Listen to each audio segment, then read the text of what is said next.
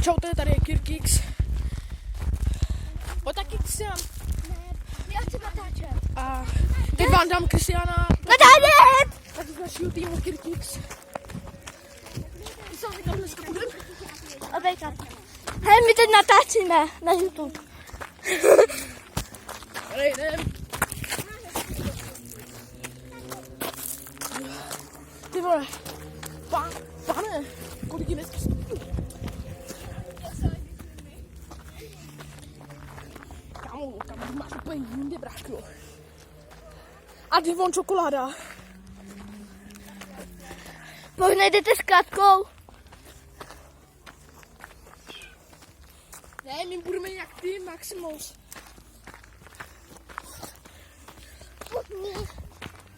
Hej, já potom. Ne, my budeme ty Cheetos. Ty vole, to je vejška prase, jako prase. Svarto.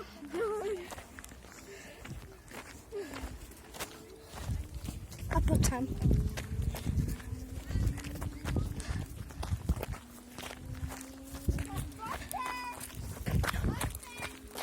Čádáš? Chyba ne. Dobrý. Hej.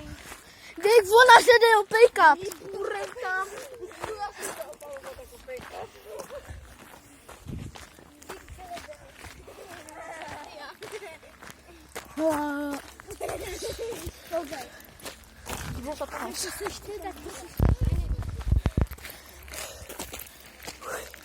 Kámo, tady vedro jak prase. My bydlíme za chlumem, jdeme do pohádkáče opejkat a my, jak debilové, moje rodina, my musíme až tam nahoru.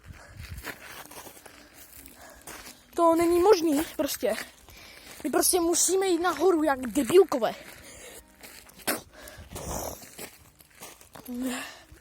To ne prostě. My tady prostě musíme být jak debilkové a jít nahoru.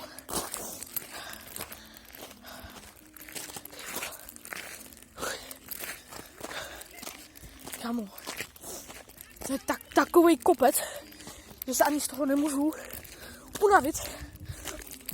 Ty vole, pardon, že jsem se krkl.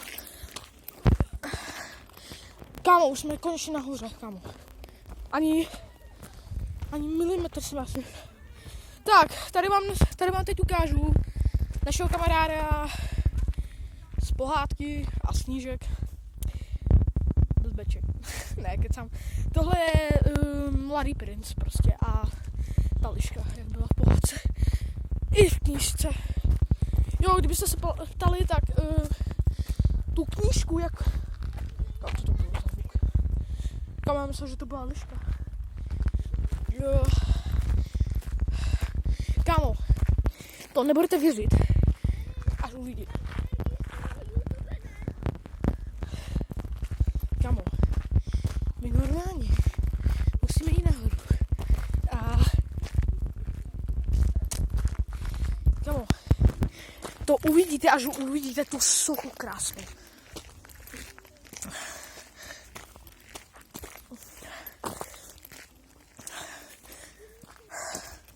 Konečně nahoře už jsme konečně. Ty vole. Musím